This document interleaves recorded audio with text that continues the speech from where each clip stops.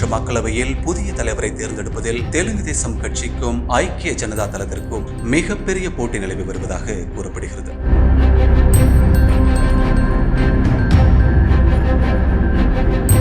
நடந்து முடிந்த மக்களவை தேர்தலில் 240 தொகுதிகளில் மட்டுமே பாஜக வெற்றி பெற்றிருக்கிறது. தனி பெரும்பான்மை கிடைக்காததால் தெலுங்கு தேசம் கட்சியின் 16 எம்பிக்கள் ஆதரவுடனும் ஐக்கிய ஜனதா தளத்தின் 12 எம்பிக்கள் ஆதரவுடனும் என்டிஏ கூட்டணி ஆட்சி அமைத்திருக்கிறது.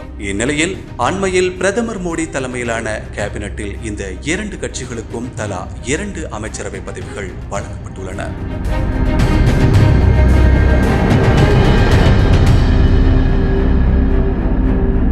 அதன்படி தற்போது மக்களவையில் சபாநாயகரை தேர்ந்தெடுக்க என்டிஏ கூட்டணி முடிவு செய்துள்ளது.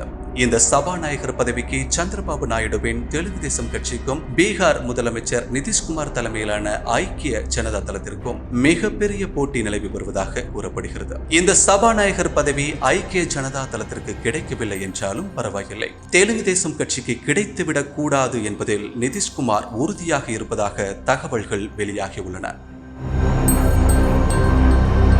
பாஜகவில் மீண்டும் ஓம் பிர்லாவை சபாநாயகராக அமர்த்த வேண்டும் என்றுதான் ஆசை இருக்கிறது. ஆனால் அதற்கு தெலுங்கு தேசம் கட்சி சந்திரபாபு நாயுடு முட்டுக்கட்டை போட்டுள்ளார். வருகிற ஜூன் 24ஆம் தேதி புதிய எம்பிக்கள் பதவி பிரமாணம் செய்த பிறகு ஜூன் 26ஆம் தேதி புதிய மக்களவை சபாநாயகர் பதவிக்கான தேர்தல் நடைபெறும் என தெரிவிக்கப்பட்டுள்ளது.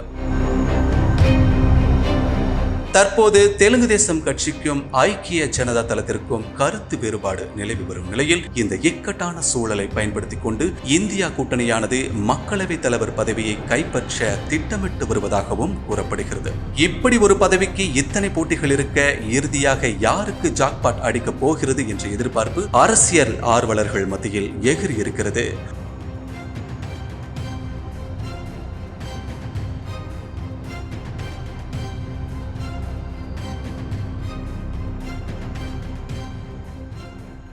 செய்திகளை உள்ளது உள்ளபடி தெரிந்து கொள்ள ரெஃப்ளெக்ட் நியூஸை சப்ஸ்கிரைப் பண்ணுங்க.